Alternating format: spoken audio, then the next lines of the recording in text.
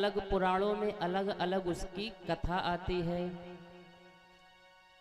किसी ने कहा कि ये जो चंद्रमा निकलता है एक एक कला बढ़ता है और फिर एक एक कला घट करके पूर्ण क्षीण हो जाता है।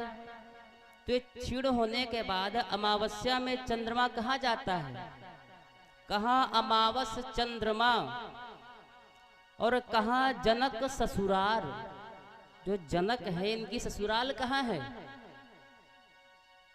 तीसरा, कहाँ गणेश को सर गिरो, कहाँ ब्रह्मदर बार। अमावस का चंद्रमा जब अमावस्या आती है तो वो जो पूर्ण चंद्रमा विकसित रहता है तो अमावस्या में वो कहाँ जाता है। आकाश में तो दिखता नहीं है, एकदम अंधेला अंधेला हो जाता है। चंद्रमा कहाँ जाता है। कुछ संत कहते हैं कि वो चंद्रमा सिंधु अमावस चंद्रमा, चंद्रमा सिंधु में चला जाता है, समुद्र में चला जाता है। कुछ विद्वानों के मत से चंद्रमा रोहिणी, जो दक्ष की 27 कन्याएं थी जिससे चंद्रमा का विवाह हुआ था, रोहिणी के प्रति जिनका अत्यंत आकर्षण था तो रोहिणी के पास चंद्रमा चले जाते हैं। दूसरा, कहाँ जनक ससुराल, जनक की ससुराल कहाँ है, यही प्रश्न है आपका। तो संत कहते हैं अलग अलग पुराणों में अलग अलग मत कहा गया है। जनक जी की ससुराल शिव पुराण में बताया गया है कि जो स्वधा नाम की दक्ष की कन्या थी जिनका विवाह पितरों के साथ हुआ, तो उनकी 3 कन्याएं थी। आपने सुना है, याद भी होगा आपको, मेना, धन्या और कलावती। तो जनक की जो पत्नी थी शिव पुराण में उनका नाम आया है धन्या। रामचरितमानस में जिनका नाम आया है सुनैना। एक बार भगवान शंकर कैलाश में बैठे थे तो उन्होंने कहा कि देवी रोज रोज हम श्रृंगार करते हैं, हम थक गए हैं, एक दिन आप ही हमें श्रृंगार करके बताओ, देखे कैसे आप श्रृंगार कर पाती हो कि नहीं। माता ने कहा कि अब देखो हम आपका श्रृंगार तो नहीं कर पाएंगे पर कोशिश करेंगे।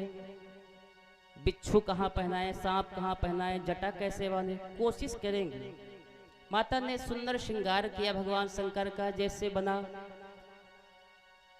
और श्रृंगार में अभी कमी है तो बताया कि जो आपका सबसे प्रिय है क्या, वासुकी नाग, उसको बुलाया जाए। नाग को बुलाया गया।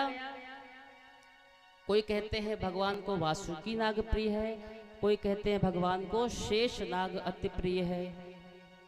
तो शेष नाग को बुलाया गया, उनको गोल गोल गले में लपेट दिया गया और जैसे फन बनाते हैं वैसा बार बार बना रही थी तो वो ऐसे टेढ़े हो जाए तो तेज से उनको दबा दिया। तेज से दबाया तो उनको दर्द हुआ और उनकी आंखों से दो बूंद गिरे। उन्हीं 2 बूंदों से 2 कन्याओं की उत्पत्ति हुई, सुनैना और सुलोचना। यही सुना है आपने। 2 कन्याओं की उत्पत्ति हुई और वो नागलोक में जाकर के रहने लगी। एक तो ये प्रमाण मिलता है कि जनक की ससुराल नागलोक में है। दूसरा प्रमाण मिलता है कि एक बार नागलोक में कैकेयी नरेश, कैकेयी जो माता थी उनके पिताजी, कैकेयी देश जिसको आज कहते हैं कश्मीर, तो एक बार कैकेयी नरेश भगवान शेष के पास गए, बोले कि हमारी कोई संतान नहीं है। तो उन्होंने सुनैना को दे दिया कि ले जाओ आप इसको, मेरे पास 2 है।